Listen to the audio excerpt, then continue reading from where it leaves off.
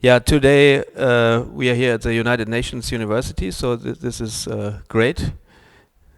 Welcome. And I wanted to start by reading a poem to you, which expresses the regeneration. In the beginning, we already played a song because it was so quiet here. And this song we actually played also in Davos. It's the GRIA song, the Global Regenerative Innovation Alliance song. Maybe I can play it afterwards again, and can then also send you the the text of it. So let me read the poem for you. From fracture to flow. There was a time when cities breathed in grey, steel lungs, tired rivers, trees remembered only in stories, told by those who still listened. And yet, beneath the asphalt, beneath the metrics and the markets, something ancient waited, a pulse. Not loud, not trending, but persistent, carried by a quiet kind of hero. They are not always seen. They do not arrive with headlines, but with questions. They sit at the edge of systems that no longer serve life and ask, what if we begin again? They are founders who choose purpose over speed, scientists who refuse to look away, investors who measure return in generations, builders who plant forests where others saw margins.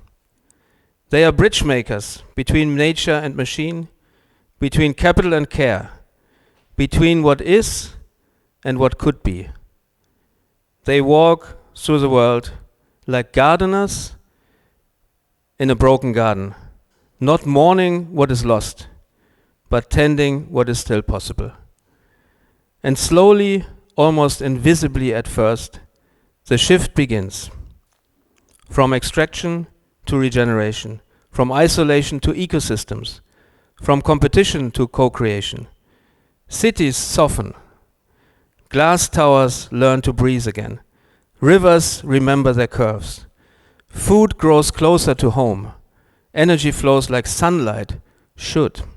And people begin to belong again. This is not an accident. It is orchestrated, not by one voice, but by many, woven into something larger, a living network, a constellation of intent. This is where alliances emerge, where ecosystems take form, not as structures, but as relationships. Trust becoming infrastructure, collaboration becoming currency. And somewhere in this unfolding, GRIA finds its place. Not as a center, but as a catalyst, a thread that connects the scattered brilliance of those who refuse to give up. A bridge where ideas meet capital, where cities meet innovators, where courage meets scale. GRIA is not the hero. The heroes are already here. It is a space where they recognize each other. And when they do, something extraordinary happens. The future stops being abstract. It becomes tangible. Projects rise, landscapes heal, systems shift. Not someday, now. And one day, perhaps sooner than we think, someone will walk through a city where nature and life are no longer in conflict. And they will not call it regenerative. They will simply call it home. So that was the poem which I wrote 2 days ago. So and yesterday we were sitting at breakfast with the owner of Times of India, and I had sent him the poem. And today when I woke up in the morning, I had a link, and this poem was published on the online version of Times of India. So I don't know how many people have read it already, but yeah. it symbolizes what we want to do with the Global Regenerative Innovation Alliance to shift from extraction to regeneration. And I would like to go quickly through a presentation with you now in order to explain more in commercial terms as well what it means actually to the Global Regenerative Innovation Alliance. And before that, we are the purpose-driven innovation ecosystem. So we build a global ecosystem where we bring together all the different stakeholders to accelerate innovation. And now let me show you about GRIA. We have started this last year in New York at the Climate Week. By the way, I think I need to record this on Zoom as well. So,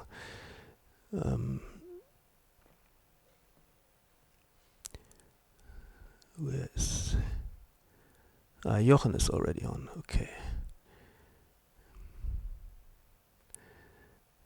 So.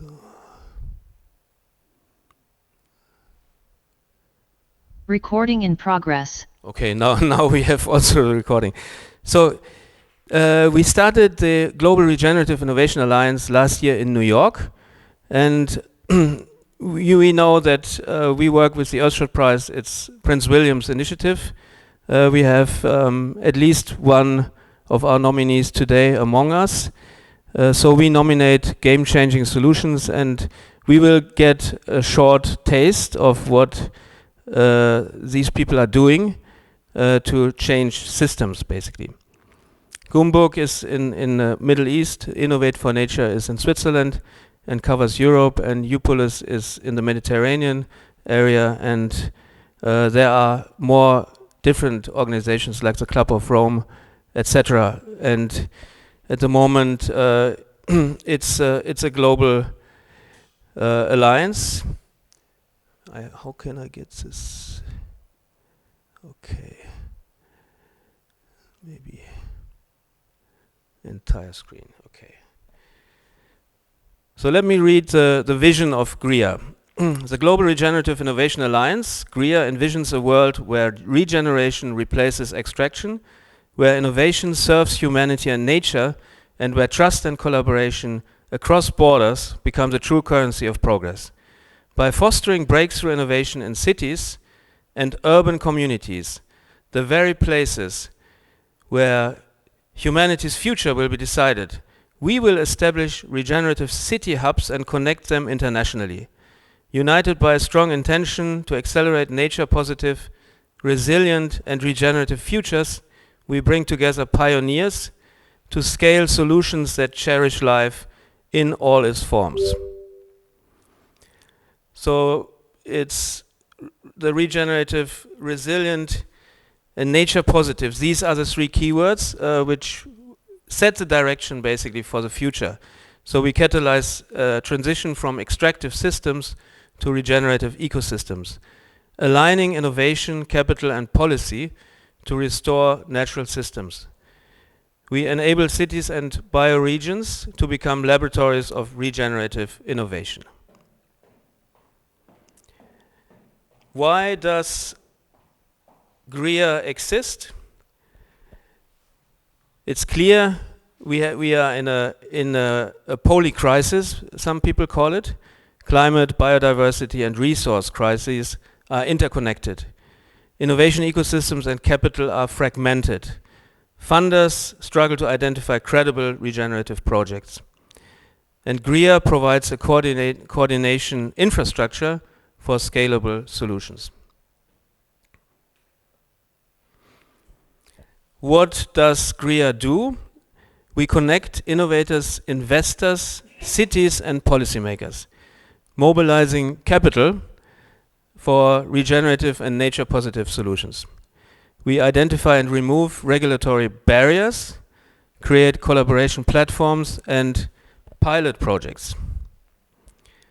Key fields of activity: climate and energy innovation, nature and biodiversity solutions, regenerative materials and circular economy, future cities and infrastructure, food systems and regenerative agriculture. So it's basically about shifting from the extractive systems to regenerative systems, which means that everything which nowadays we make from synthetic chemical materials which cannot be reused or recycled or and land in the landfills, we have to rethink and try to create a system where we really have a circular economy.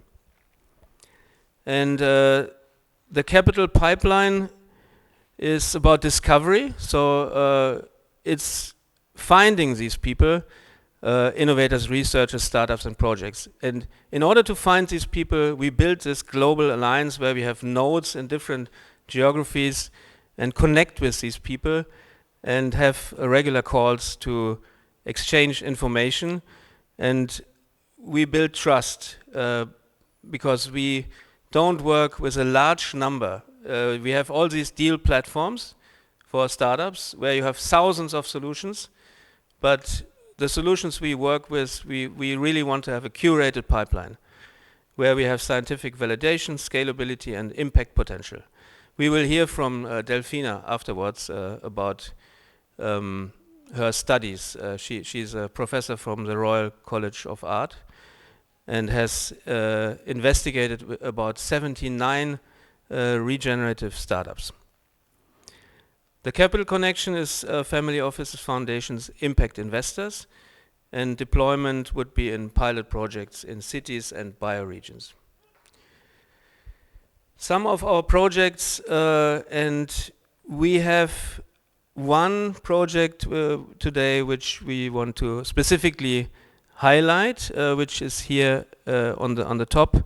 Sony CSL and SAFI. SAFI is doing regenerative agriculture and preservation of the rainforest in Peru. They have 4.1 million hectares which can serve as test bed in the Amazonian rainforest.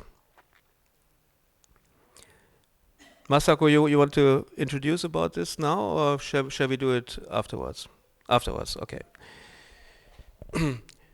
So we have several companies which work on biopolymers, and one example is Marina Tex. It's a UK-based company, and they recently came to Japan, and we connected them with universities and research labs, and also with chemical companies, because the infrastructure can be utilized of conventional chemical companies, and then it's needed for scaling what they make from starch, fishery waste, and other ingredients, which are all nature-based.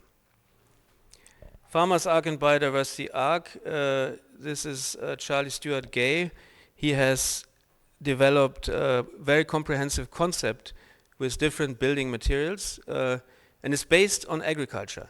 So we get our food, but except the food, we get biomass, we get energy, we get fibers. He calls it the 5 economies, basically. And there are deployments at scale in Africa and in Latin America already. In regenerative farming and agroforestry, we have Preta Terra, which we also nominated for the Earthshot Prize in Brazil.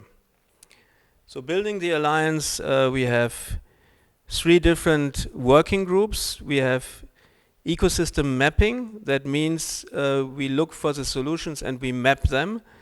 Then we have regulatory and policy, because regenerative systems are different from the legacy systems. The legacy systems are fossil fuel based, petrochemical based, and are made for these legacy systems. So sometimes for regenerative, there are obstacles, which we will also discuss later on.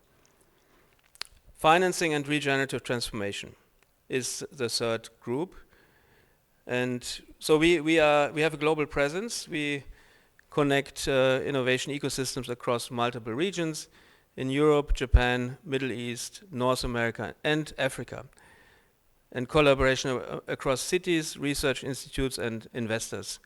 Today we have representative from the city of Lund from Sweden, which is regarded to be one very innovative city.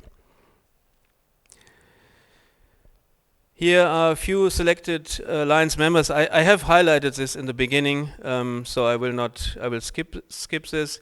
And we work with awards like the Future is Fungi Award. Fungi plays a very important role in the bioeconomy, the circular bioeconomy. Mushroom, mycelium, these are keywords which can be used. And the mycelium and mushroom economy, that's can be used for making a lot of living materials, basically. We have collaboration with global innovation and sustainability initiatives and spotlight transformative regenerative solutions. So we want to build a media channel where we highlight the best solutions and give a showcase to them. So here are a few of our events. This year we also have started the Climate Launchpad again here in Japan. This is an initiative from the EU, the European Union. It's the largest green business idea competition in the world. About 50 countries are participating. And this year actually the topic is also regeneration and well-being in cities. So everything, finally, if we bring more nature to the cities, we create more opportunities for well-being. We had this Sustainable City Summit, and we called it Sustainable City Summit. And since last year, we came to the conclusion, not only we came to the conclusion, but others as well, that sustainability is not sustainable because it's only sustaining, and we need to regenerate. So we need to go beyond only sustaining. And of course we have a lot of crises right now on this planet because which are due to these geopolitical conflicts, etc. We will hear about this and some very large initiative after my presentation from Jochen Wermuth, who is a climate investor from Germany. Yeah, so if you want to join the Alliance, of course, everybody can join the Alliance, and this is a QR code. You can just sign up for it. And we have brought the GRIA Alliance first to New York. We had 55 founding members. Then we brought it to Qatar and to Madrid. And then we brought it to Davos at the World Economic Forum. And now finally we are in Tokyo, and today it means that we are basically kicking it off here for Japan. And sadly, you know, we have always a struggle to invite Japanese people. We know all of them. We know the corporations and etc. And there will be a huge summit in Kumamoto in July this year. It's a nature positive summit, and we will also participate in this. And for this summit, I should say that Japanese companies is the largest number in the world who commit to TNFD. Anybody doesn't know about TNFD? Okay, TNFD means Task Force for Nature-Related Disclosures. So companies who commit to basically preserving nature. And Japan has the largest number of these corporations. The problem is about the practical part. Where are these solutions and what actually to do? And this is why we created this Innovation Alliance, because we need tangible solutions in order to really create opportunities to preserve nature and to have biodiversity coming back to cities. And one of the aspects is also like rewilding cities. I see the students are coming, so welcome. Yeah, so this is first of all my presentation about GRIA, and I would like to invite Jochen. And Jochen, are you there?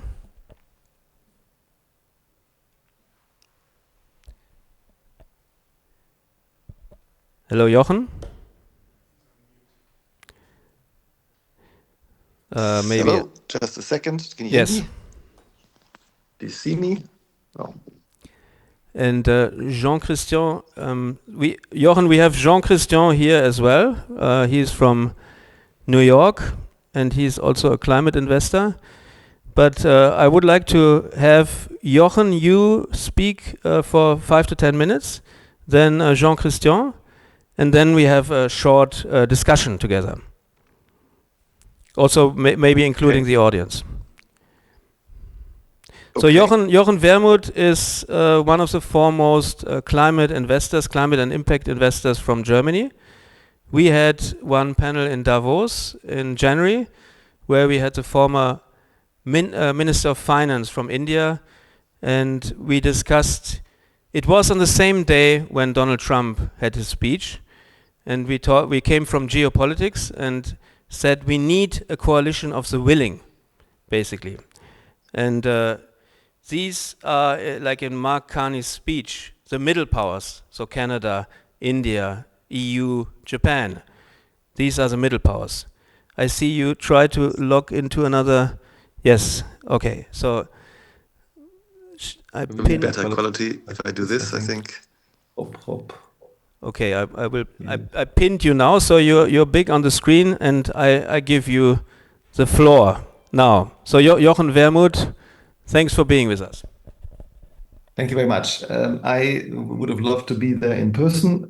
Unfortunately, my daughter decided to use her new pocket money to buy 30 euros worth of sweets. And she got so sick, she threw up for 4 times a night. And I was afraid she was seriously sick. Happily, she just ate too many sweets. So a bit like our world today. I would like to share with you my main thesis, which is that I believe the Force is with us. As a Jedi Knight, I would tell you, may the Force be with you. But as a investor today in regenerative cities or in climate solutions, or indeed a member of the Middle Power Alliance, I really do think the Force is with us. That is, the market force is with us, where the question is, who's us?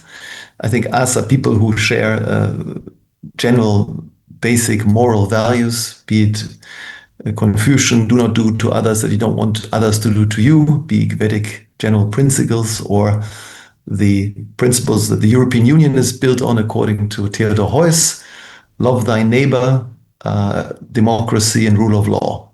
Why do I say that? I say that because if you look at the interest rate Germany has to pay or Japan has to pay today, we are now paying almost half as much as the US. So since the US has abandoned care for thy neighbor, care for our common home, our planet, that Pope Francis asked us to look after, rule of law and democracy is being threatened, the American economy is suffering badly. It has to pay twice as much as Japan and Germany. And even though we are currently in a state of thinking we're suffering in Japan or in the middle powers in general, in Germany, in Europe, in fact, capital markets are speaking a very clear language.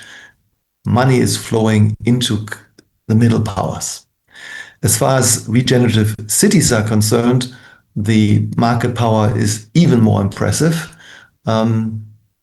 You may have seen the work by Tony Seba from Stanford University and Jamie Abib, who've written a book called Rethink X and a more recent book called Stella, where they say that what we're seeing, what we will see, is a rapid adoption of breakthrough renewable energy across the world. And most likely, they say, this is going to happen at the edge of the system, in places where there aren't strong incumbents. In the UK or US or Germany, they have very strong fossil fuel incumbents. And these fossil fuel incumbents have realized that renewables are much more affordable, that regenerative agriculture, agroforestry provides much healthier food, much more affordable food, and that all that we need to do, we can now do very cheaply, given that we will have an abundance of energy. So what I'm sure that we are creating today is a world where, never mind where you're going to be born tomorrow, you're going to have access to decentralized, affordable energy, allowing you to cook, to have light, to read, to have internet access, to learn, and to be part of the global economy, and to live in a village, at least possibly even a home that is self-sufficient for energy, self-sufficient for water, self-sufficient for food. And as a result, we'll have grassroots democracy around the world. And in my history book, no two democracies ever gone to war. So we'll also live in a much more peaceful world. That's, of course, difficult to say given the slaughter happening in Ukraine and in the Middle East, but hopefully this is the end of it all because people see what's going on and they see the solutions. I'll give you 2 or 3 examples quickly of how cities are going to change dramatically. So in Germany, we now pay 30 cents, 30 per kilowatt hour, or 40 cents as a household. In the UAE, solar plus battery baseload power can be provided at 3 cents per kilowatt hour, at 1/3 of the cost. As a result of the current revolution that's happening with solar replacing fossil fuels, we will end up in a world where countries with high solar radiation will have abundant energy and will become the new engineering and production centers of the world. But also countries in the northern or southern hemisphere have a chance by combining different types of energies. So for example, we have a portfolio company called Plagazi that takes waste streams from plastics and other household waste and through plasma gasification produces green hydrogen and carbon. And that green hydrogen is produced at a cost of $3 a kilo, which is competitive to hydrogen from natural gas. And it's 3 times cheaper than hydrogen from electrolyzers. If you take solar power, produce hydrogen, and then produce power, you're at 35 cents a kilowatt hour, much too expensive. But with this cheaper approach from plasma gasification, using the waste streams of a city, you can get to 11 cents per kilowatt hour, still expensive, but cheap enough to be able to serve as a reserve fuel for the dark winters, not sunny winter nights or summer nights in the southern hemisphere. And so a large city could have wind, solar, batteries for daily moving of power, but for the winter to summer or summer to winter shift of power and energy, you can use green hydrogen from waste. The other great opportunity that's already being practiced in northern cities in Scandinavia is something called cold water district networks. What is that about? That's about the fact that any single home in the countryside is able today to connect with a heat pump to the local water supply or the warmth of the earth below it and heat the house or cool the house in the summer. In a tightly built city, you can't really drill all over the place. So what you would do is you drill at a local square, that's a public square or a football pitch or a school or a churchyard, one large well of groundwater, and you'd use regular standard plastic or whatever you like, maybe bio-based plastic pipes, and put groundwater running in front of every house in a tightly built city. Then these houses, multi-family homes, can connect the heat pump to this water pipe under the pavement of the trottoir or the pedestrian footwalk. And again, you can have the heat in the summer through the heat pump moved into the groundwater. And in the winter, you take the heat from the groundwater back into the buildings, and you then have managed to move the excess energy from the summer to the winter. And we come up with a very efficient system. You also in this system can use the excess heat from data centers, the excess heat from any production process, or the other way around, excess cold in various processes and distribute them widely. So there's an opportunity for small cities, large cities, individual homes to become fully independent, energy independent. Our portfolio company, the Mobility House, which does vehicle to grid integration, allowing electric cars to use its batteries to stabilize the grid when there is fluctuation in the grid, and when the car is standing and connected with a bidirectional charging station, that company has already offered today people to drive their electric cars for free for the rest of their life, because the services of the car battery to the grid earn more money than a person would ever spend driving an electric car. So imagine you buy an electric car that you can drive forever for free. That's the offer. That's the reality. More than that, thanks to the progress made, for example, with the Renault Twizy, a 10,000 euro or even 5,000 euro car, or the BYD Dolphin, a $15,000 car, you can actually come to a situation today where electric cars are given to you for free, because the car can earn enough money through its life with its battery to pay for the car. So if you ask someone, will there be combustion engine cars that cost $30,000 competing with a zero cost electric car? The answer is no way on earth. This is going to happen. But more importantly, the electric car battery is relatively big. In my hometown of Berlin, we unfortunately managed in 2026, this January 2026, to spend 6 days without power in West Berlin. You think I'm smoking pot? We do that frequently, but not on this occasion. So the German government had failed since unification in 1991 in 34 years, 35 years, to have a backup power station. It had only one cable. That cable was put on fire, and all of Berlin, West Berlin, was out of power for 6 days. Unbelievable event.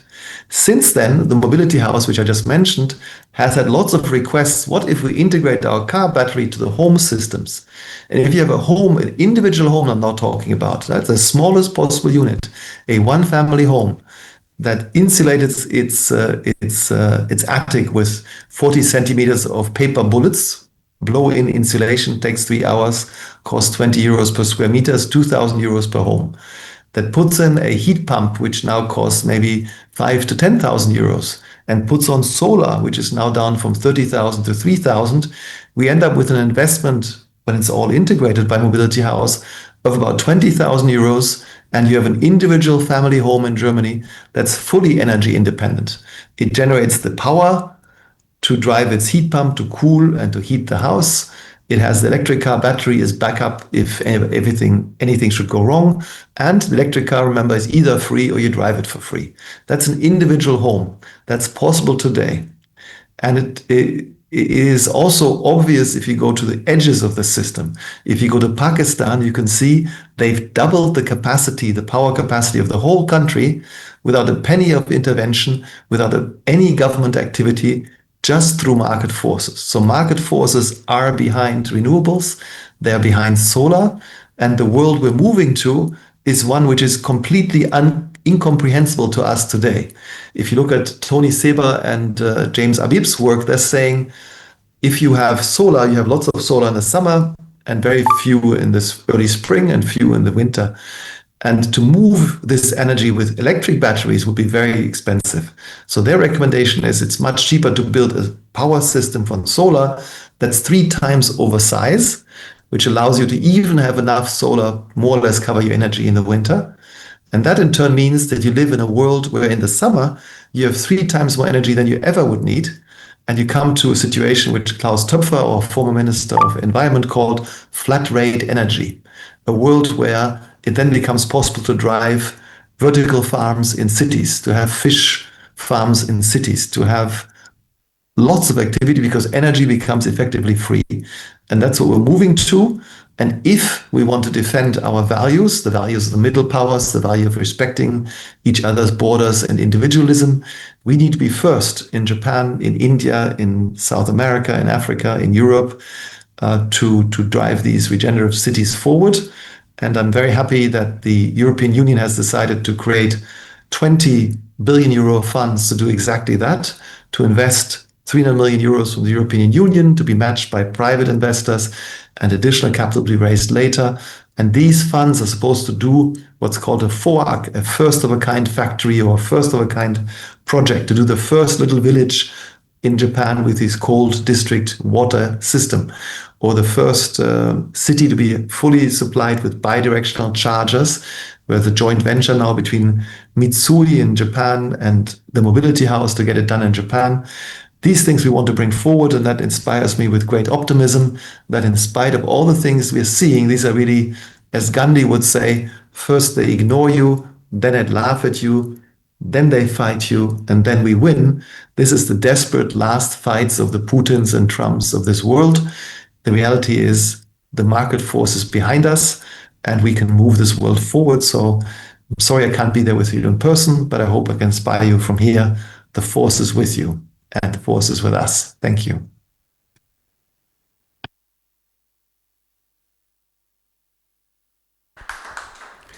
Thank you very much. And Jean-Christian, maybe we can sit here. He cannot see us, I think. Huh? Turn the camera, yeah. Okay. I do see you, thank you. And I hear you. Now you Perfect. see me, but Okay.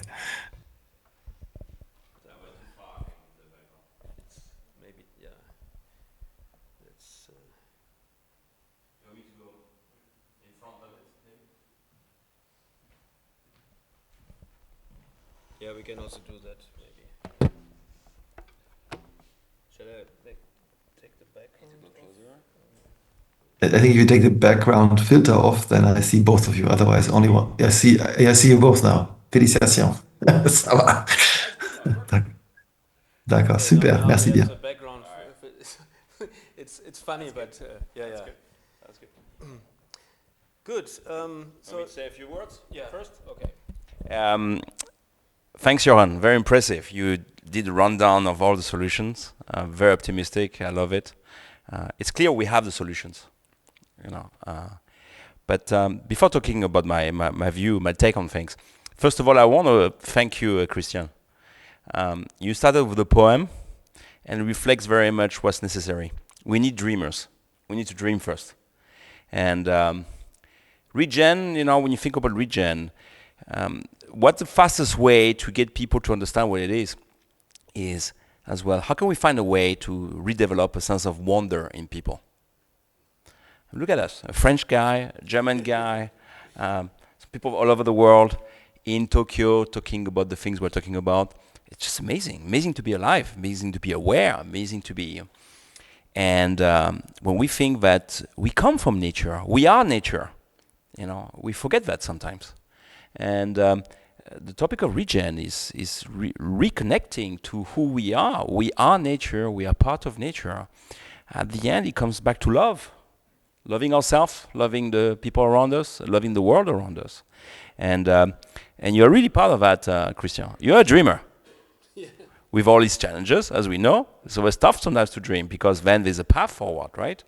But that's so important. Can I just add to this, Christian? Absolutely. Thank you so much for getting us together. Yes, it's so wonderful. And I can endow you with the logo of the United Emirates at the World Expo, especially for you. It says UAE, the dreamers who do. Okay. So that you can apply that to you. Yeah, I very much believe, I was involved, I've been focusing on climate for 10 years. And before I was involved with mindfulness, it was a topic of compassion and compassion in action. How do you turn this feeling of compassion towards yourself, towards the world, but in action as well? Because we have a heart to love, but hands to help as well.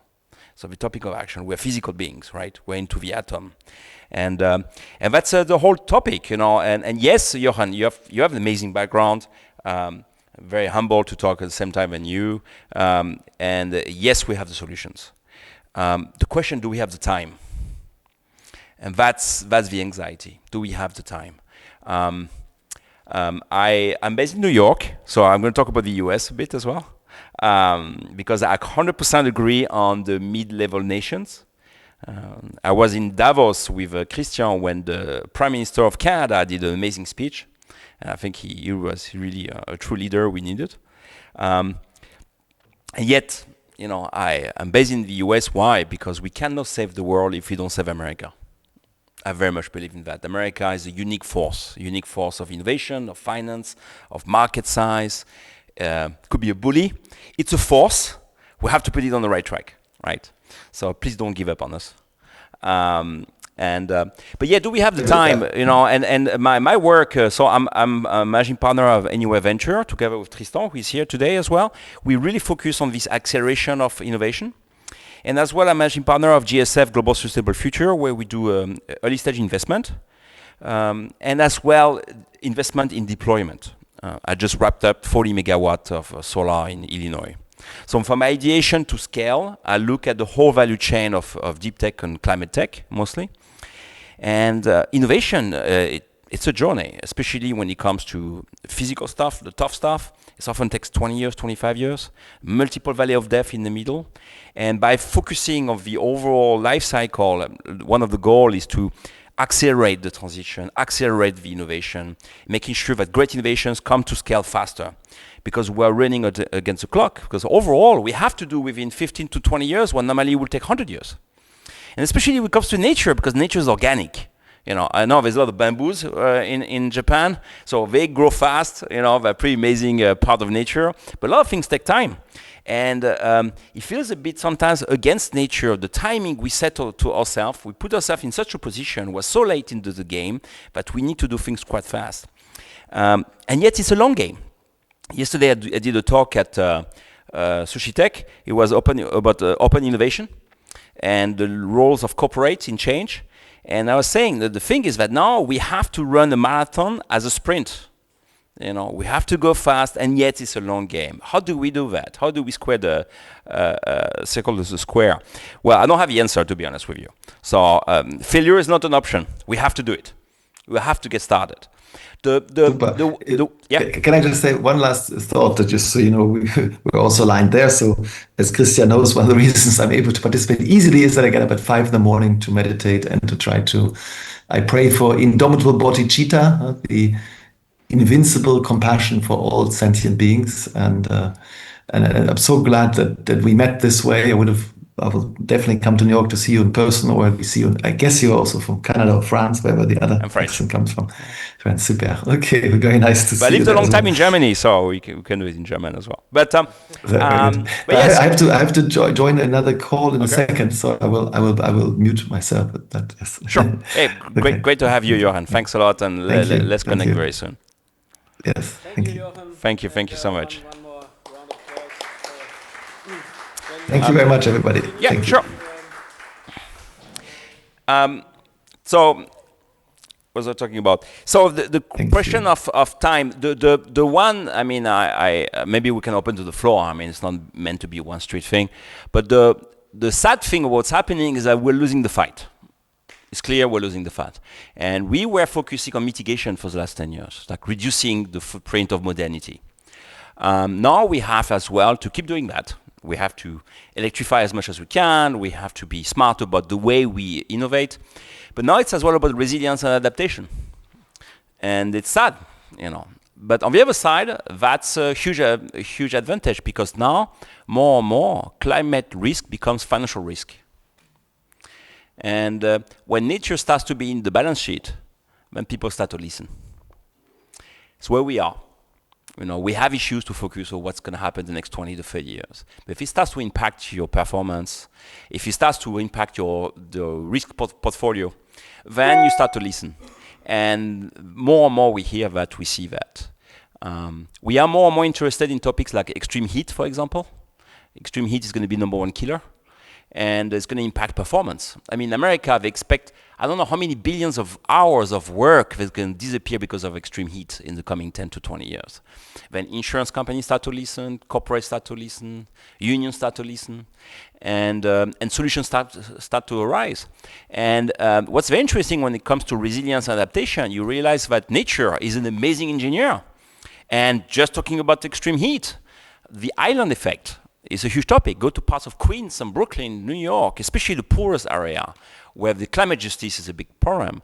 Well, you realize that if you were to plant 1 million trees, then most of the issues of extreme heat could be reduced by 50%, because automatically you reduce by 5 to 10 degrees. And cities like Paris have done a pretty good job around that so far, and there's still way more to do. And you realize that nature actually could be part of the solution. So the The one thing that is very frustrating is that, of course, there's climate change itself, there's biodiversity as well, and all those things are all correlated and are connected. The fact when you realize, you talk to people, you tell them, do you know that 55% of the world GDP is based on nature-rendered services? Actually, more than half of the wealth we create comes from nature, one way or the other. How about we protect that? How about we use it to even increase whatever you think is growth for you, your company, and your country? Yeah. 53 to 55% of the world GDP is based on nature-rendered services. Yeah. So it could be as well logistics, could be as well shipping by sea from one country to the next, could be that as well, right? Or mining, obviously, agriculture, and so on. And we're actively destroying nature, right? So how about we protect that? How about we change the equation? We find solutions coming out of nature as well. So I commend you for GRIA because it's collective, getting as many people as possible. Now the next step is, okay, action plan. And one of the topic, Johan mentioned a lot of great solutions. The number one issue you see for most of the solutions is growth capital. Passing the time of first of a kind. That's why yesterday I was mentioning corporates, they have to play a role. A corporate cannot be always on the sideline. And they really need to go earlier on the value chain, basically, to start to put more skin in the game, to help, because many solutions, they come to this stage where they have a solution, they start to have the first commercial contract, and yet they cannot finance their project. And they have to go see venture capitals to give corporate equity away to finance a particular project, and the VCs don't want to do that. So they find themselves into this limbo. And the customers said, well, do get commercial lending, but the commercial lenders don't want to give money for that. So it's a really catch-22, and we need to change that. This is why, actually, when I mentioned that at the beginning, one of the biggest levers talking about regulations, and we know people like André Hoffmann and so on in Switzerland are very keen for that, is that at some point it would be great to have truly nature in the balance sheet, but it becomes an accounting problem. Because as soon as it gets there, then we're going to find, because we have to balance the balance sheet, right? We're going to have to find solutions. And that's really a systemic approach that is really important. And what I love about your approach of Regen is that you think in terms of systems. And that's really essential, with us human as part of that, but not the center of everything either. And in America, there was a few years ago a whole movement of going from shareholder to stakeholders, to really think 360 as a corporation. People like Mark Benioff from Salesforce did really good job writing about it, saying that instead of serving just the shareholders, we have to think of the employees, the clients, the partners, shareholders obviously, but as well the ecosystems. Yeah, but the problem is that the last 2 years with the AI frenzy, most of them dropped that completely. And there's big pressure, and talking to CEOs of the world, they do think there are 3 big waves coming their way, not to call them tsunami. Climate risk become financial risk. AI, automation is coming for everything. All white-collar jobs at some point may be under attack, and some of the qualified blue-collar jobs. And then the political situation too. It's clear that globalization is under attack, and you cannot keep outsourcing your energy, your supply chain as you used to. You might have to reshore as well, or to create new alliances as well. These are big threats and big opportunities too for CEOs. And as I mentioned yesterday, a wave, there are 2 ways to address it. Either you try to stand up to the wave, it's going to knock you down, or you do like the surfers in Izu, I saw it last weekend. You go turn around your back to the wave, and you paddle a bit at first. You have to give an effort, and then it takes you somewhere because you surf the wave. And these are huge opportunities as well. But today, when I think of America, we are really a bit the deer in the headlight. People are obsessed by AI. They're obsessed by reshoring as well. They put climate aside. Data centers is a huge pressure on ecosystems. Since there's not enough power in the grid, a lot of the big guys, OpenAI, Microsoft, and so on, they go natural gas and produce their own power, which has its own consequences. Maybe one thing that to reflect on, Johan, is that's why we have to think in terms of systemic change. Yes, we have a lot of solutions for example, energy independent, a house, a factory, and so on. But the problem, we still need the grid. And in America, for example, where we have underfunded the grid for many, many years, we have the thousands of utilities and so on. We don't really have a real strategy nationwide. That the grid is aging, 50 to 100 years old, depends where you are. And the problem is that the more people are grid independent, the less are people to finance the grid, which means for anybody connected to the grid, often the poor, people who can afford it, so on, their price of energy is going to spike because the cost of managing the grid is going to be split among less people. This is why we have to be careful. A lot of great solutions, but not all solutions are good to scale. And they are not there always for the greater good. Because what's good for you independently might collectively make not too much sense. So we have to think in terms of systems. This is why, to finish with that, collectives like you are very important, because you need to step back as well. And don't only look at the solution level, but think systemically and with vision of 10 to 20 years. Otherwise, we might come with false good solutions. No, I mean, I just wanted to speak also in a more positive way. And it's very good to see the problems which we are facing. And I think we are well aware of these problems, but why do we actually form an alliance, and why do we connect it on the city levels? Because the city levels are the local levels, and if something comes from local levels, it will come up and become from grassroots. It should take the spark, and the spark will light a fire. And the direction, I mean, that's maybe in what you said, is that we need to set this direction, and when the direction is from the outset wrong in a certain point, that we go backwards and not forward, then we have a problem. So the Alliance intention is to correct this pathway and to find these grassroots people who can be pioneers, and pioneers is kind of new movement, basically, where we go towards regenerative solutions, and we don't fall back, because even if we speak about AI and data centers, we hosted an event also in Davos about data centers, energy, and AI, and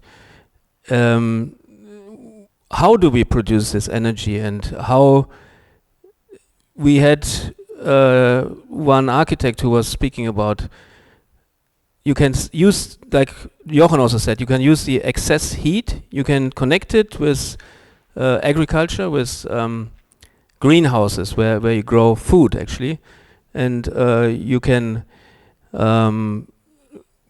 get this energy from renewable energy. And on the other hand, what many people are not even speaking about is how to improve the efficiency of not GPU, but there is something new called NPU. It's native processing units, which are based on light and laser. And there's at least one new company which reduces the amount of necessary energy 100 times, actually. And this company had the largest Series A round in Europe in deep tech, and they have started producing and delivering their NPU units which are used in data centers. So we have to see, like, in a systemic way on both sides, basically.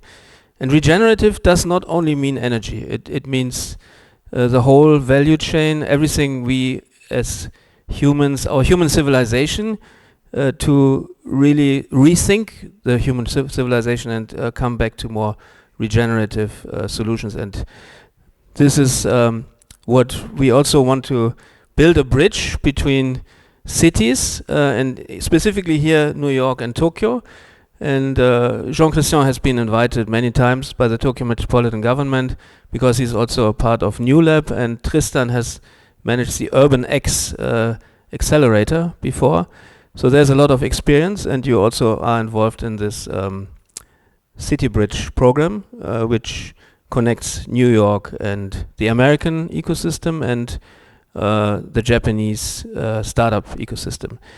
So by connecting different ecosystems and trying to set a direction, and then hopefully do it in different directions, not only New York, Tokyo, but we have today city of Lund in Sweden here, for example. So we could connect Tokyo and Sweden, Tokyo and Lund, and one place serves as a test bed for the other. And Masako will hopefully talk a little bit about Tokyo for Nature initiative, which we set up between Sony CSL and SAFI in Peru. Anyway, so Jean-Christian, maybe let's have a final word about the accelerator, which we hopefully launch very soon.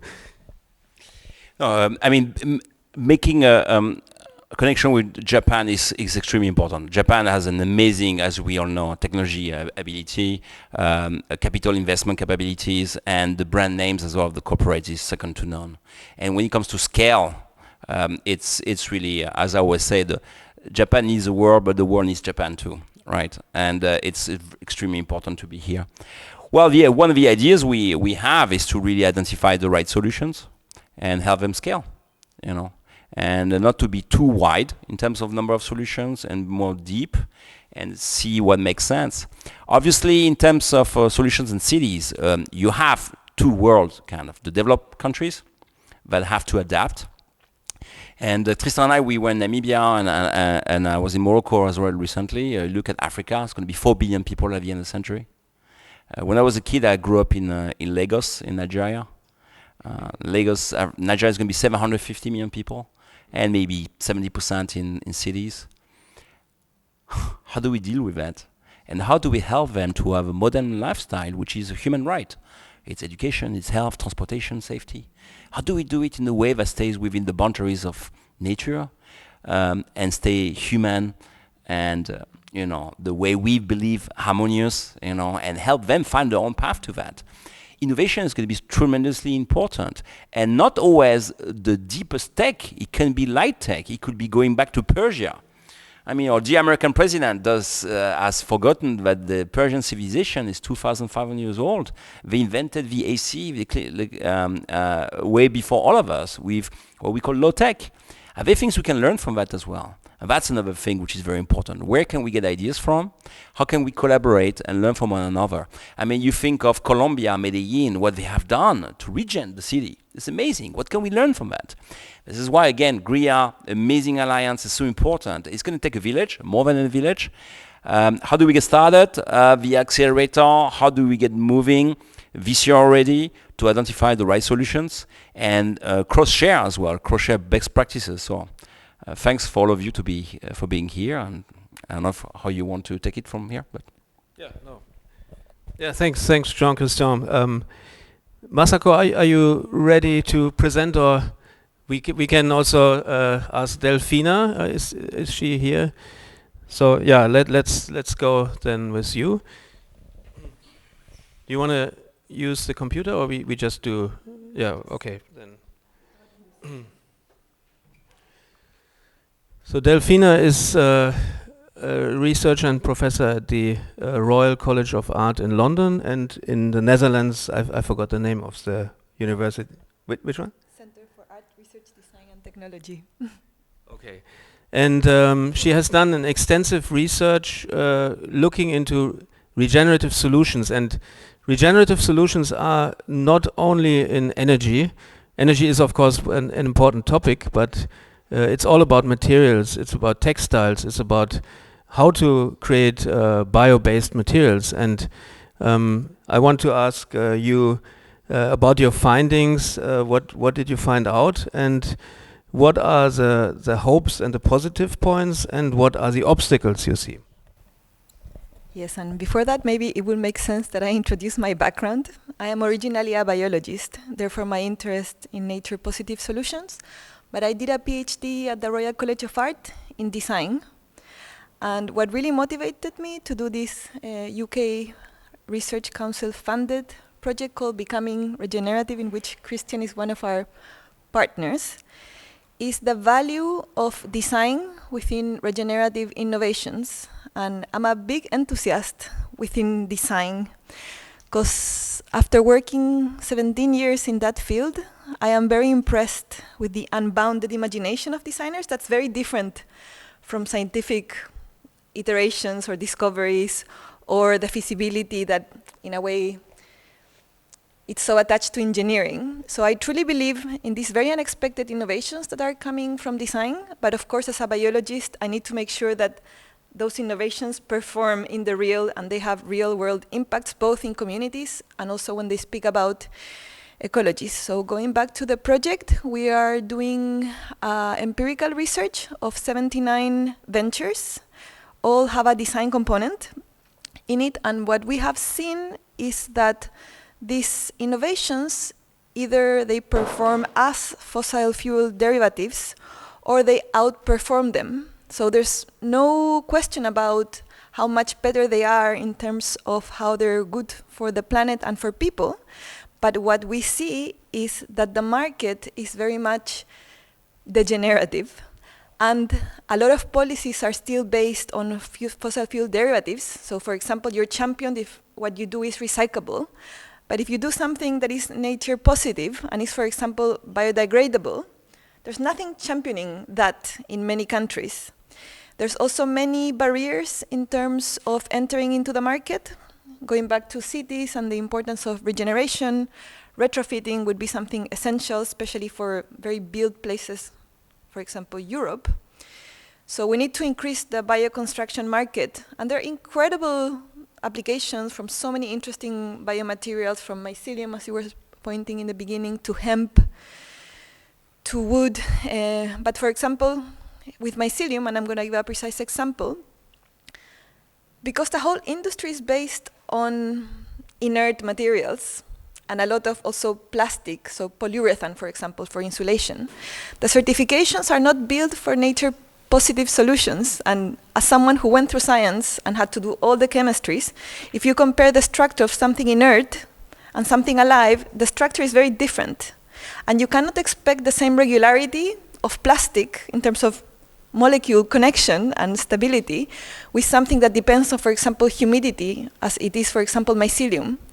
So standards currently existing are not allowing this to pass, but not because they are not performing and not because they're not secure, because they pass, for example, in terms of insulation, the insulation regulation, but also the fireproofing. But because we're not used to this kind of materiality, the market is difficult. And therefore, these amazing startups, then they struggle with finance. Because if the person investing in you see a delay in 5 years, it's quite possible that then they, decide to do something else. So that for me is very concerning, because I have been forensically understanding these kind of obstacles in which the startups crash. And this also has to do with the certification, which is also very expensive. For you to get a certification, you need to pay in pounds, 15, 16,000 pounds, 7,000 pounds. So if you're a small company doing an R&D and experimenting, is this performing? Because you're a small company, you're going to be also last in the queue for you to test these things. But also it's very expensive. So every time you try out this, you lose a lot of money. And this is not being incentivized. So big problems that we're seeing is, as I was mentioning before, the industry is very much focused still on recyclability. That doesn't champion biodegradability. Biodegradability also needs to come with a system of biodegradability, because it's not that we do things that are nature-based, but then how do we treat it? Because you cannot just then surround the city with compostability. That also comes with a certain attention. So systems are not designed yet for championing nature-positive solutions, not for valuing the biodegradability. And in terms of big obstacles that we have observed, as I mentioned, is the certification is expensive, And sometimes you don't have the category. So we see, for example, these mycelium solutions having to tick the category of wood in the beginning until they form their own category to enter into market. And that also means you needed to travel to other countries. And within Europe, what also I have observed, I was recently in the Hemp European Forum at TU Munich, is different countries in Europe still have different regulations, being Germany the most difficult one when it comes to fireproofing. So if you're a small company that did this amazing, for example, hemp panel, and it's great for industry, there's nothing to say about performance, but you did it in Austria. And as we know, hemp is also great because you capture carbon very easy, it grows very fast. But then you need to pay the certification in Austria, and if you then want to sell this in France, there's another certification, and go and try to understand every system. You're a small team, and then what happens is you have a small team, and the CEOs are constantly spending most of their time, and also of the team, in bypassing these regulations, in figuring out how I'm going to enter into that other legislative market. And also sometimes the regulation doesn't exist, so then you need to go and lobby at the European Union. But then it's better if you connect with other people, so then you need to create this whole group of people from the hemp that luckily, when I was speaking to them, apparently the fact that CBD kind of had like an uphill beginning kind of made it easier for them, like hemp insulation, to have an easier presence within the European legislation. But even within Europe, there's not a single easy framework for nature positive. In the UK also is different from Europe, and also what we have seen with our Global South case study is because there is no regulation at all, sometimes it's much easier because you then don't go through all these crazy standards. At the same time, if we're thinking about cities, security is super important, so we also need to certify security. Is where the houses where you invest is your biggest investment of your life. And is your life happening under that roof? So we need to make that it's safe. So I think the question is, how do we facilitate all these bio-innovations that, as I said, they're excellent, but they need to permeate the market. And the moment they permeate to market, finance will come easier. So going back to Davos, where we were in January in the same session chaired by Christian as well, is also thinking about these alliances in terms of private funding, philanthropy, but also government. And the big conclusion of that panel is we need patient capital. Whenever you're dealing with something bio, and a good example that was mentioned there, it came to infrastructure. If you want to do resilient, for example, barriers, you can do like in certain areas of the world, like a mangrove forest. That is outperforming a concrete barrier when it comes to flooding. But how many years does that mangrove forest need? Way more than just doing a bulky concrete. But then when it comes to flooding, that's way more resilient, and is offering a city resilient for so many more years. So we need patient capital, we need alliances, and we also need to create long-term policies that go beyond this fossil fuel derivative planning that we have. And this has to do with what you were saying, Christian, about sustainability is not enough. It's doing less bad, but it's not asking us to rethink systems. While regeneration is saying to us, we're clearly in this level of the crisis because we're not rethinking system in a visionary, nature-connected manner. So we need to rethink, again, legislation, policies, and this is very important. And maybe just to wrap it up, as someone who is in academia, who believes in design, but also has a scientific background, for me is very encouraging to see what I see within design schools. I was a classmate of Nopla, for example. Notpla, which...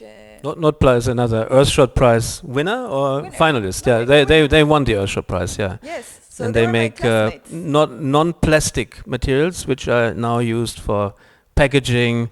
And in the football stadiums, for example, you have these. If you eat something, you have this thin film, which is normally made from some polypropylene-based materials, which are oil-based materials, but they make it from seaweed, basically. Yes, and they are incredible because they not just replaced, for example, packaging in terms of holding water. As you were saying, Christian, this goes also in the card box. So whenever you order food and you have a delivery, for something that is wet, not to drop everything in whatever surface it is, you have this coating that is made out of plastic, so the impact is huge. But going back to the relevance of this team, and this is something that we're also exploring within the project, the team originally is Rodrigo, who is an architect, and Pierre, who used to work at L'Oreal, and they came together in a design program. And the initial idea didn't happen in terms of how do we solve plastic packaging. It came about Rodrigo thinking about clouds.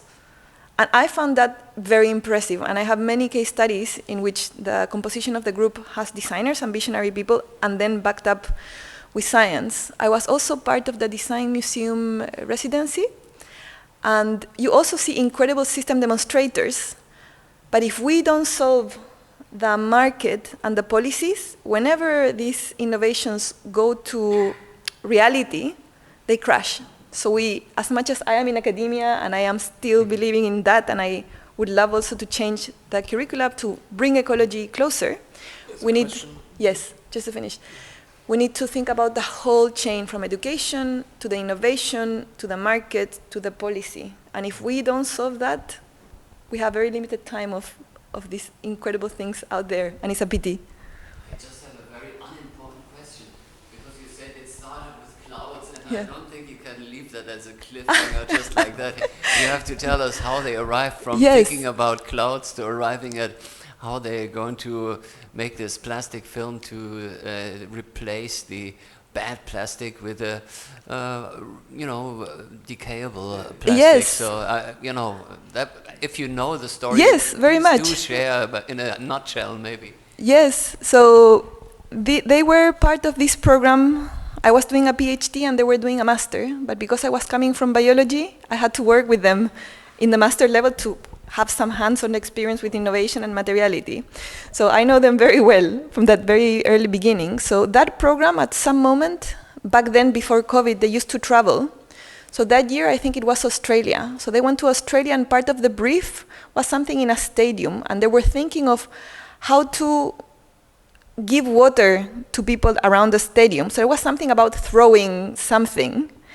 And then Rodrigo, who is an architect, started being interested about the clouds and how clouds, they hold water. And from there, and this is for me very important because I also teach designers, I think it was key that those tutors didn't cancel that crazy idea, but actually told them, stop thinking about that innovation in terms of the literal translation between cloud, water, and innovation, and go back to principles of the cloud.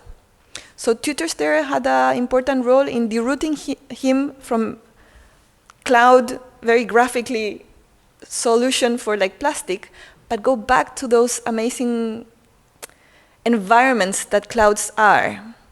And it is from there that Nopla then ended up being created. Of course, then Rodrigo was working with Pierre, who is someone working at L'Oreal, so had an incredible understanding of both industry and chemicals and compositions.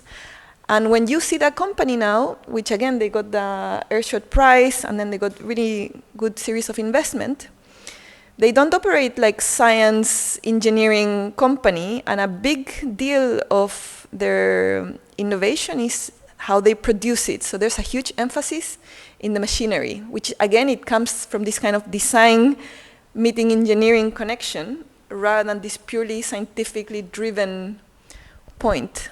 So this is something that I'm very fascinated and I'm also exploring here, which is sometimes these projects come from like odd connections. Another example is Ponda. Ponda is a replacement of feathers and synthetics. They use taifa, which is this plant that grows in wetlands. Replacement of what? Of feathers. Feathers, feathers. And synthetics. So, the Uniqlo example is perfect. So and I want to maybe address another example like this. In the beginning, they were thinking about doing something with plants that need little water. So how to maybe shape the fashion industry towards those kind of fibers. But then one person in the team said, let's do a road trip to Scotland. And then they went to Scotland and they saw these wetlands that maybe, as you know, wetlands are incredible carbon storages. Often they outperform forest. But with the heat, the water evaporates and they release the carbon. So this is what is happening. So what they did is they started working with what they call experimental farmers in re-wetting the wetlands. And they saw these plants, and the head of the plant has this amazing structure that is an incredible biomaterial. It's hydrophobic, and it produces a lot of warmth because the structure is like very big and has like this kind of air in between. So that's an excellent replacement for both feathers and synthetics. But then what they do as designers, that not only create a better alternative, they also are avoiding all this carbon to be evaporated. So they work with NGOs that measure how much CO2 is not being liberated because they're re-wetting the wetlands. So this is to me, and you can see the project is called Ponda. Now King Charles is like a big advocate for them. He's using this kind of different insulation himself. And it's amazing because it's a group of students that came from design that produce a biomaterial. That's one gain. We're not using synthetics and we're not using feathers. But also, we have a real measurements, and this is where the scientific part comes in, done by NGOs in terms of what's the impact of these farmers that drop their pesticide practices to re-wet the peatlands, and how that has prevented an enormous amount of CO2 of being liberated. And I can tell you more projects because we have 79, but this gives you an idea of the value of design, of not starting with the problem solution or engineering mindset, and actually see very real world impact. So Delfina will basically lead the working group for policy and regulation, so because she has done these extensive studies. And I think you have identified the main kind of roadblocks which prevent these kind of regenerative solutions from becoming more mainstream. And if on this city level we need to identify the opinion leaders and especially also among the policy makers, and we need to see that we have identified the systemic barriers, and then so first of all it's about identification of these barriers, which you have done to a certain part already, and then it's about basically convincing people that regenerative solutions are different from petrochemical solutions, for example, from the legacy systems, and that it also requires different systems in order to evaluate these kind of solutions. So so we will start and inaugurate this kind of working groups very soon, and then we will have an ongoing discussion in the Alliance, and that's another part what the Alliance is for. So because of the time constraint, yes. I want to close and give a big applause for Delfina as well. Thank you. As we are speaking about cities a lot, I would like to ask Adam. He's from the city of Lund in Sweden, and you want to do it here maybe, or? Yeah.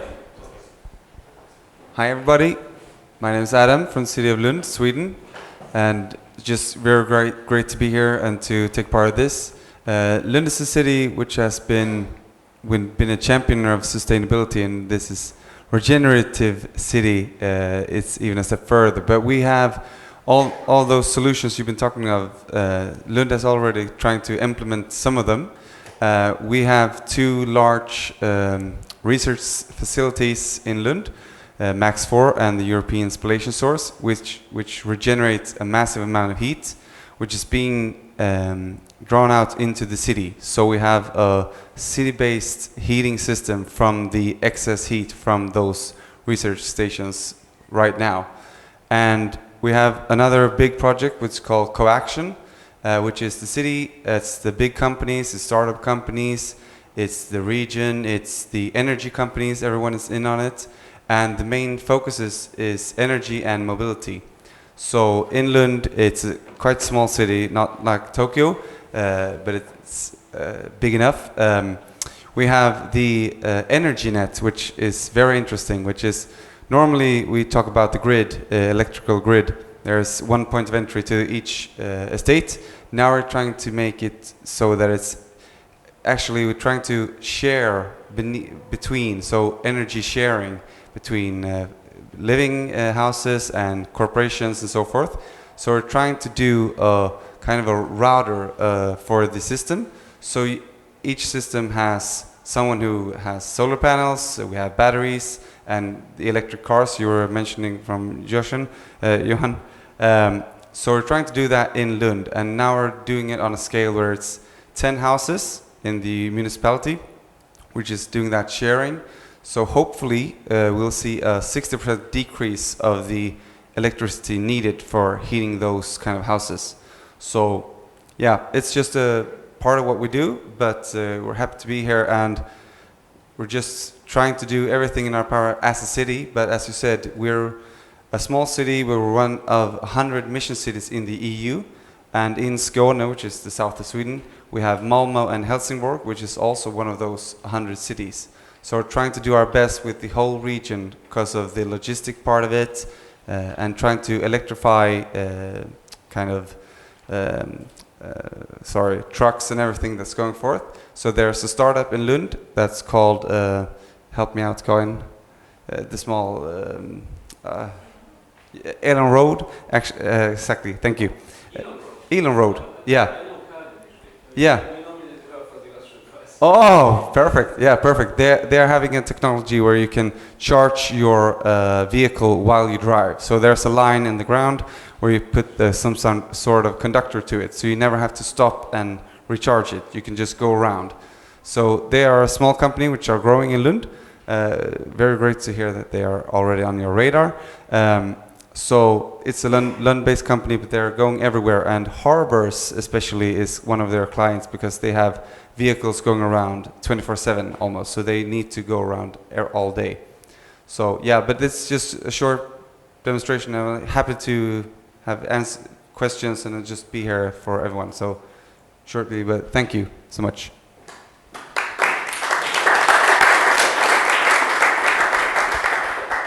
Yeah, later on in the networking, maybe we can connect, and then it's always very interesting to also think about, for example, how we could collaborate. We here in Tokyo with the city of Lund, and I mean, Karin Ebbinghaus is her name. She was here in Tokyo, and I know her online already for quite a while, and we met the first time last year actually, and had a coffee together. So she came here to the second or third time actually. She has already some very good connections here in Japan. Good. I don't know if we wanted to illustrate one of the projects which we are doing. Is okay. So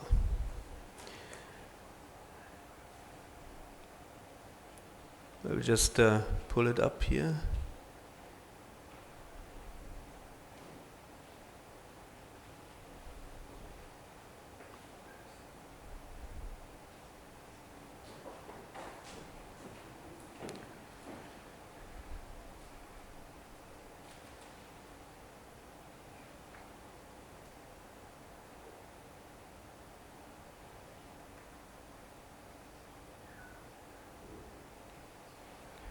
So I give the microphone to Masako. Masako Amemiya is a director at PDIE Group, and she's in charge of special projects, and her background is actually healthcare and sustainability. But today she will briefly explain about this collaboration between Sony CSL and SAFI in Peru. The floor is yours. Thank you, Christian. Thank you, everyone. I apologize for the delay. Okay. So the Tokyo for Nature initiative was launched by PDI Group in collaboration with a conservation group based headquartered in the US and Europe, but running a conservation region in the Amazon in Peru, and also Sony Computer Science Laboratories, who we introduced here in Japan 2 years ago. This Tokyo for Nature, which is an initiative that has launched in collaboration with these three parties, well, is just hot off the press. It literally just launched now with the approval of Sony, whose head of research and development is unfortunately unwell. He spoke at our Sustainable Cities Summit this time last year, but he's working from his lounge at the moment while we speak, but he has approved this presentation to move forward. So utilizing PDIE's international network, Sony Computer Science Laboratory developed Cineo-culture back in 2017. It's a biodiverse polycultural methodology whereby when they have shown that by planting over 200 edible plant species together, you actually increase not only the nutrient content of those food species that you're growing, but you can actually increase the soil quality rather than cultivating foods through a monocultural system. Now, SAFI initiative manages over 4.1 million hectares within the Peruvian Amazon, and as part of our initiative, Sony CSL and SAFI have launched a bioconservation effort in Peru, and also we have launched one in Tokyo also. So there are three main instruments that we are launching through these initiatives for the purpose of cultivating a regenerative city. So using these augmented ecosystems, Dr. Masatoshi Funabashi from Sony CSL has demonstrated in his Nature publications that by integrating over these 200 edible plant species, you can increase nutrient content and biodiversity. These are actual footage, drone pictures taken by SAFI's founder, Maxime Nassur, who operates these territorial conservation initiatives in the Amazon, and also has developed through a new initiative, Antiari, which is the AI-based operating system, where he uses acoustic, visual, and environmental sensor data to monitor in real-time effort the biological and biodiversity improvements that are being measured through the systems that have been augmented at Sony CSL. Sorry about that. So in summary, through the framework, we understand very well that sustainability is not enough. Just by maintaining the status quo, we have to move beyond existing measures to regeneration. Just reverse it. So our targets until now in terms of maintaining carbon dioxide levels is not enough. We have to reverse nature loss by the year 2030. Cineo-culture has developed the science, and SAFI, through its AI platform Antiari, have developed the AI biodiversity monitoring and tracking operational layer. This is the team, so led by PDIE Christian and I. Dr. Masatoshi Funabashi, you might see his face around the place. They run a pilot plant at Roppongi Amori Hills Tower, and also in Setagai in a more residential area. This is Maxime in his favorite Peruvian Amazon mountains. Pedro is one of the early investors in the Peruvian initiative. He is second or third generation Japanese Peruvian. Dr. John Lewis actually is a former director of 20-30 years at USAID, and following the dissolution of USAID has decided to invest his experience and his energies into supporting SAFI and Sony Cell's initiative. And me, of course. And just as an offshoot, as a side announcement, so PDIE and also a lot of the accelerators that we support as of this year have added an additional health and well-being category to their competitions and initiatives. So in that context, I thought I'd just take a minute or two to explain how regenerative health fits into the context of cities. So there was a landmark publication in Nature in 2024, so about almost 18 months ago, where for the first time this century we have seen a decline in the average lifespan of humans in developed countries. So the assumption is that maybe we have reached, unless we see significant technological bounce forward in terms of technology.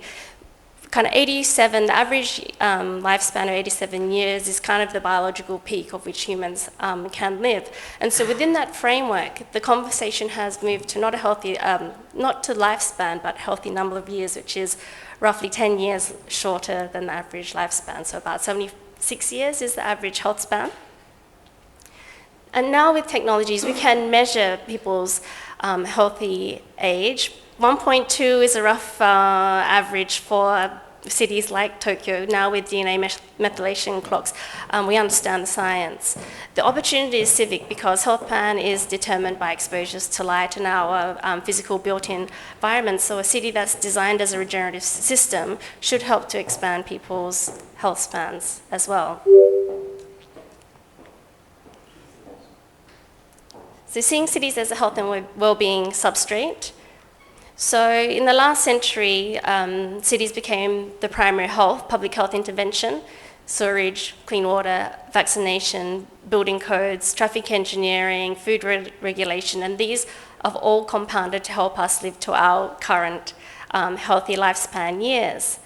But what we know now about healthy lifespan is that we're going to have to take it to the next level. Like we have failed not being able to extend the healthy lifespan to that of the number of the life years being lived. So within this, like, it's an opportunity. So these converging shifts allow us to pose the question on how we can allow our aging population and this future demographic to spend more years spent in healthy living years and independent years, and that directly translate to the economic well-being of the cities as well.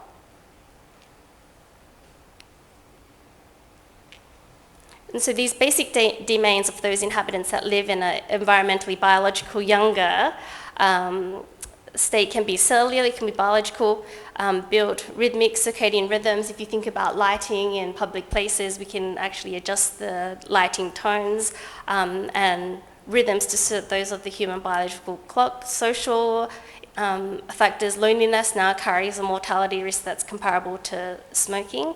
So cross-generational social connectivity should be a civic infrastructure that's built into our cities. And finally, contemplative, based on some of the work of our previous keynote, Matsumoto Shokei, who introduced the last Sustainable City Summit, like having a sense of meaning and control in one's life, contemplative practice, drawing on these pragmatic traditions, it gives agency to the individuals and some food for thought for the future building of our cities. We look forward, we have some case studies as well of individuals using the current methylation techniques. You can measure someone's health age versus their chronological age in the context of cities. And through future work and research, should we have the allowance to do so, and we would love to be able to present further updates to you at the next Regenerative Cities Summit.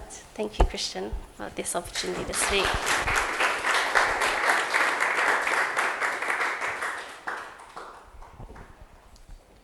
So the opportunity in this, the initiative between Sony CSL and SAFI is a tremendous opportunity for the upcoming carbon and biodiversity credit markets, because first of all, carbon credit, the J credit system will be introduced next year in March in Japan, and already since a couple of years, basically, the large banks and corporations, hard to abate industries are the industries where they have a lot of emissions, and they have a mandatory emission target, basically, and they cannot achieve it unless they buy credits, basically. So the Amazonian rainforest, first of all, will serve as a test bed. So Tokyo for Nature will connect Tokyo, the science and the research and development, with the Amazonian rainforest. And there are a lot of different types of technologies, sensor technologies, satellite technologies, and acoustic sensing, for example, in the rainforest, so that you can measure biodiversity. We also had one solution called air DNA, so they can detect from the air probe, the amount of biodiversity and measure it basically. So this is one example of how this international collaboration can lead to some solutions which then also translate into financial success basically. So this is very soon to start, and there is actually a website. Is it already published or not? Tokyo for Nature. It went live today. So Tokyo for Nature. Let me see if I can pull it up here. tokyofornature.com. So, I think people can sign up for that actually. So, yeah, unfortunately we don't have. Maxime is sleeping right now. He's in Peru. It's 14 hours time difference, and Masatoshi Funabashi has some health issues at the moment, so he's tied to his home at the moment. So we are almost at the end of the program today, and I apologize for not having any breaks in between. Does anybody need a break maybe? So we have a short biological break, and then after this we have, is Omid Asghari here, by the way? Omid Asghari, is he here? No. What? He's still on his way. Okay, so then in this case we have Kiko Toro and Marcelo Dejeune. They will present about their ocean-related initiative, and yeah, we have basically until 7 o'clock. We have the room here, and we have some drinks in the back end. So one important thing when people come together is, of course, connecting together and discussing. After getting so much input, I think it's very important that we also connect the dots, and we would like to stay in touch with everybody. So yeah, let's have a until 6 o'clock break, and then Kiko and Marcelo could present. Thank you so much for so far being here with us. Thank you. Okay, if everybody is seated, we can have our two more speakers, which will speak about carbon removal in the oceans.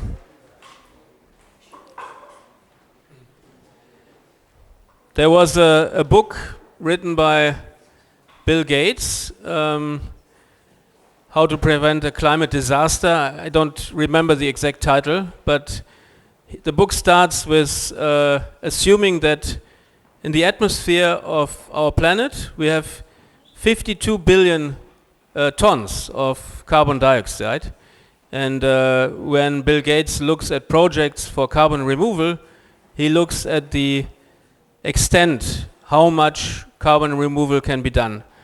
And that's how Kiko Toro came to us, and he said that they have a fantastic idea to remove carbon from the ocean, and he's here tonight. Today, and he's from the Anthropocene Institute. So, Kiko, maybe you can introduce yourself and just briefly explain your initiative. Sure, thank you. But actually, I want to start with something you said earlier, Christian, because we were talking about extraction and regeneration, right?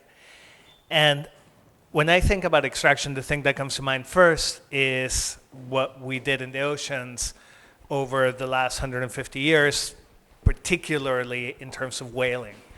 When you think of whaling, people tend to think of the 19th century, Moby Dick, these things a long time ago. But in fact, the vast bulk of the whales that were hunted really in the 1940s and 1950s with these like big modern ships, radars, new methods for like hunting whales. We extracted, in some cases, 95% of the individuals of certain large baleen whale species. And then when, it was such a big part of the environmental movement was coming to understand that this had been a mistake and that these needed to stop. And so these whaling bans came into force in the 1960s and 70s, and the whaling stopped, and people thought, okay, well, now nature will regenerate these whale populations. And we've been sort of waiting for the last 50 years for that to happen, and the reality is that it hasn't happened. Whale populations remain kind of stuck, a little bit above where they were in most cases in the 1970s, but not that far above. And so scientists have been asking themselves, well, what happened? Why didn't these whale populations rebound the way ecological models would lead you to think that they should? And what they came to realize is that there's no whales because there's not that much whale food. The krill populations have also not rebounded, and krill populations haven't rebounded because there's not that much phytoplankton in the top of the ocean anymore. Phytoplankton population. Phytoplankton sounds like a big science word. It's not. It's just tiny marine plants. They're plants you need a microscope to see. But they're plants. They photosynthesize, and they're the base of every marine food web. So phytoplankton populations are down now 50% worldwide from where they were in the middle of the last century. And they haven't been coming back. So you have the whales that need the krill that need the phytoplankton, and the phytoplankton is not coming back. Well, why? Because the whales are gone. Some 15, 20 years ago, a series of researchers around the world put together this theory of what came to be known as the whale pump. The whale pump is this very simple idea that is part of the biological pump. Whales tend to eat at depth where there's a lot of nutrients in the ocean, but then they have to come up to breathe because they're mammals.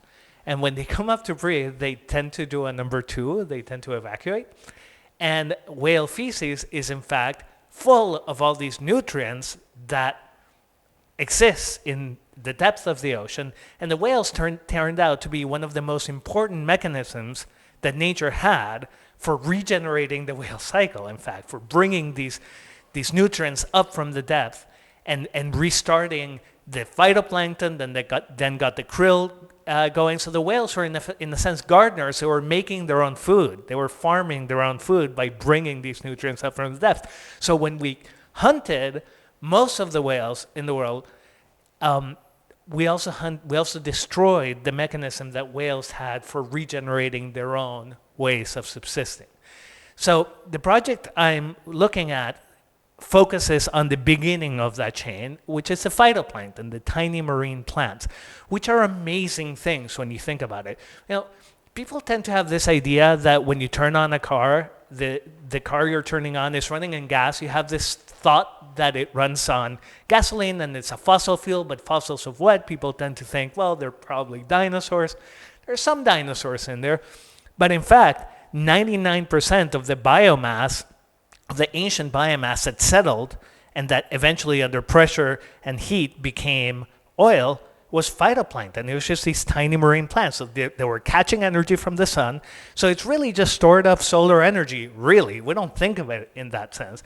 What we've done by digging up all that dead phytoplankton and burning it is we've retaken the carbon dioxide that those ancient phytoplankton had trapped from the atmosphere, and we're putting it back into the atmosphere much quicker than the phytoplankton is able to bring it back down. And why can they not bring it back down?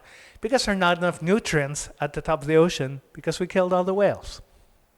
So how do you interrupt that cycle? How do you go at that cycle and say, okay, we need to bring back the beginning of primary productivity, the phytoplankton that gets the whole thing going? It's relatively straightforward. In most ocean ecosystem, they just are missing a couple of vital nutrients. Often it's iron, often it's fixed nitrogen. So we are working on a project in the South Pacific to stimulate the production of fixed nitrogen in the ocean. Fixed nitrogen is just bioavailable nitrogen. You know, if you remember from chemistry class, 80% of the atmosphere is nitrogen, but it's N2. It's inert nitrogen. It doesn't react with anything. It doesn't do you any good. You can't use it. Plants can't use it. It's useless for life.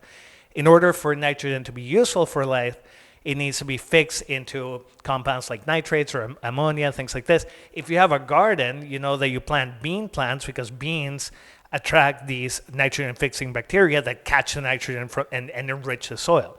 We're trying to do the exact same thing in the South Pacific Ocean. The South Pacific is vast, but it captures much less carbon dioxide right now than, for example, the North Atlantic. Why? Because the South Pacific has very little iron and very little nitrate. It's very nutrient deprived.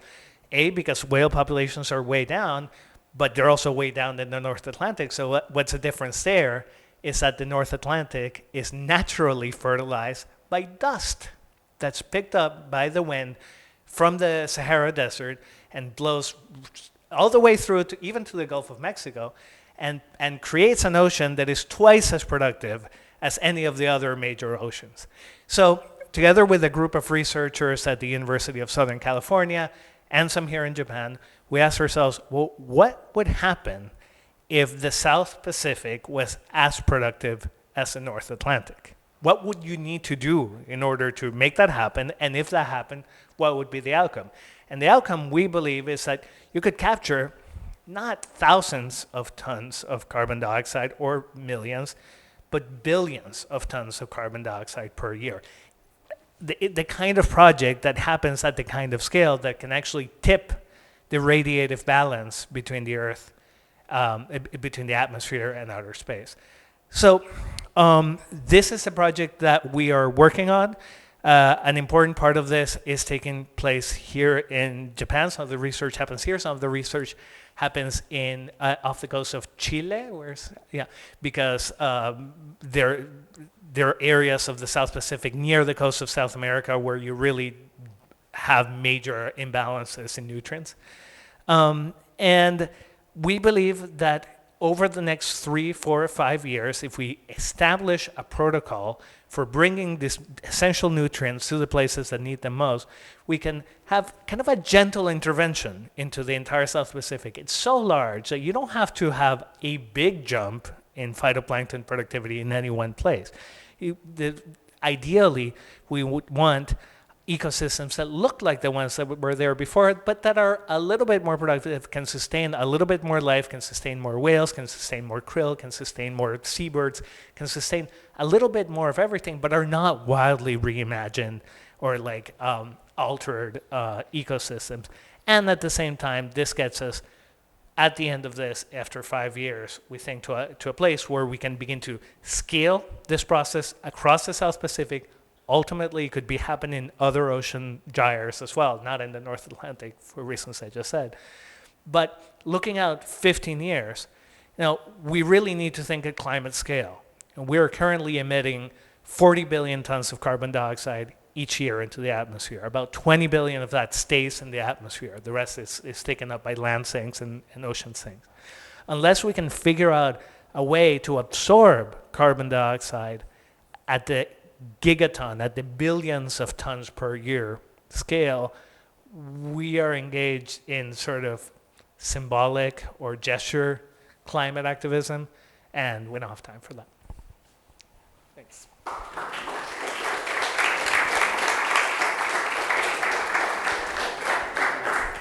I ask you a question? What do you need to scale? Well, what is ahead for the next to make it actually happen? We need to establish the science. The science has to be done on a nonprofit basis because of there are international treaties. There's a London Protocol. The International Maritime Organization has rules for how you can do this. So we're doing it on a nonprofit basis. We need about $30 million. If you have $30 million that fell back the back of your couch, please call me. But we are setting out a research plan with the Kingdom of Tonga, in fact, over the next 5 years to establish a protocol. Once a protocol is established, I don't have time to go into this now, but we do think it's also a very low-cost way of capturing carbon dioxide because you're really talking about adding some not very expensive minerals like phosphates and iron to the ocean surface. So it could be a very low cost thing. And if we go back to the J credits idea, this is another important part of the reason we're in Japan. We need to do this in a place where there's an active working compliance market. To make a dent by 10% scale, so how much time and money we need to do that, do you think, if the science works out? So 10% of 20 billion tons is about 2 billion tons. We think we can get to 2 billion tons. Our goal is $10 per ton, so that would be a $20 billion which is much cheaper than competing approaches. Why? Because, in fact, the two things that make carbon dioxide removal expensive are free for us. The energy is free. It's photosynthesis. It's just, that's what the plants do. And the removal, which is the other thing that makes carbon dioxide removal so expensive in many places, is gravity. It's just phytoplankton dies and it sinks. And it ends up 4,000 meters down at the bottom of the ocean. We are developing the protocol right now. We're going to possibly see how exactly we get it. There are some ideas. We're working with a research team here, for example, that wants to coat rice husks, which is an agricultural waste stream, with iron because they float. And so they will stay in contact with the atmosphere longer and release the iron more slowly. I got like 5 ideas like that, though.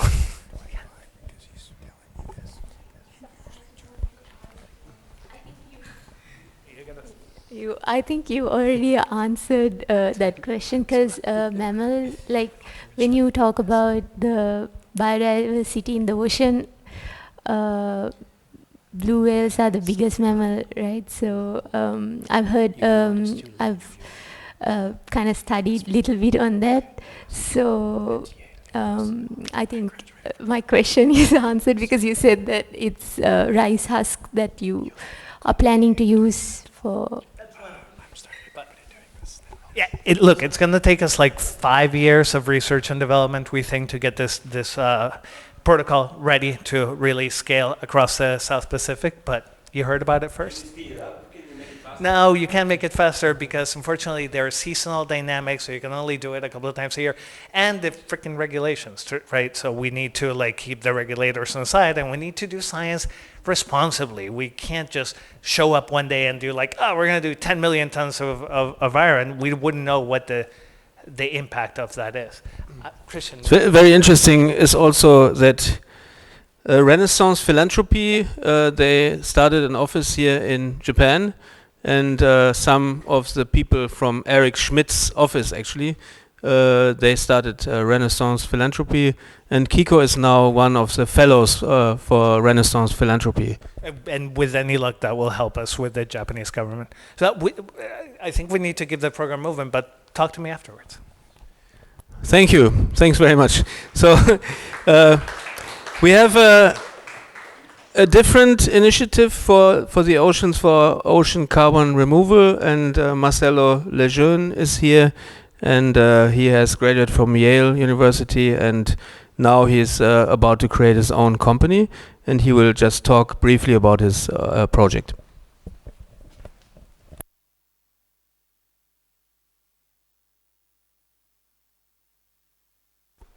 Yes, it is. I'm relatively new here. I'll keep it short. I think we heard some really awesome perspectives on regeneration and particularly around energy. And I think there's one thing to be really, really hopeful about in this fight in the climate crisis. It is how fantastic renewable energy from the market forces behind it have made it happen. And it's a big part of the picture, probably the biggest part of the picture.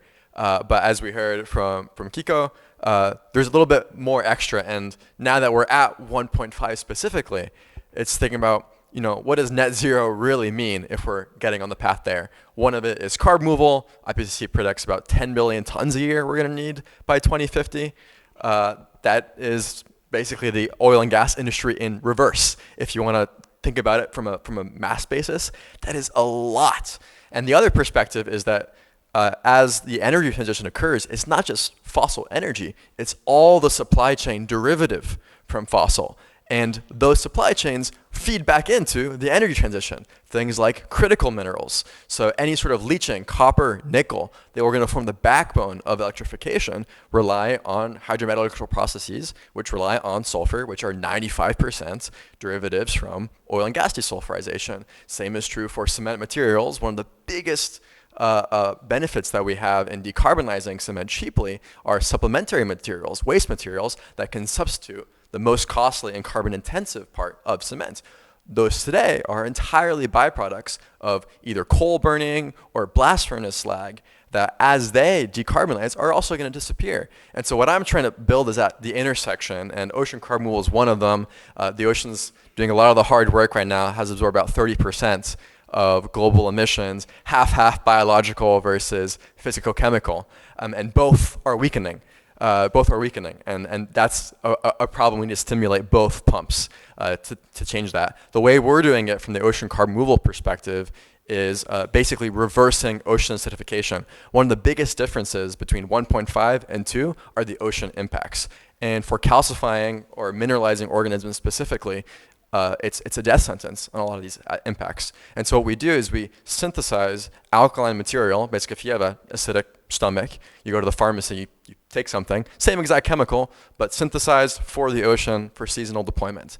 And that locally undoes ocean acidification. You have some local co-benefits to these calcifying organisms, and then allows that seawater to draw down more CO2. And while we're doing it, we co-produce green nickel and green supplementary cementitious materials to help these hard-to-abate industries march along the marginal abatement curve, where carbon removal becomes their best option. Because until that's the case, they're going to be pushing it down the line, and we can't wait for that to happen. Easy this. Thank you very much, and I'm very happy to be here and happy to talk to you.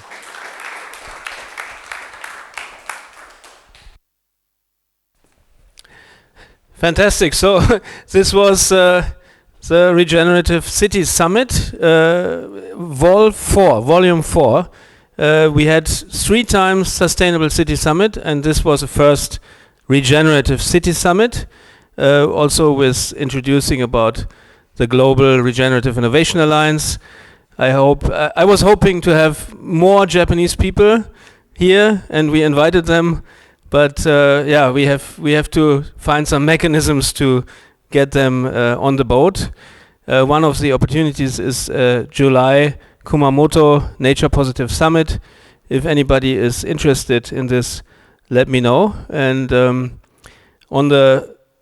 in the grassroots level, we are working on many different levels on connecting the dots and connecting the different ecosystems together.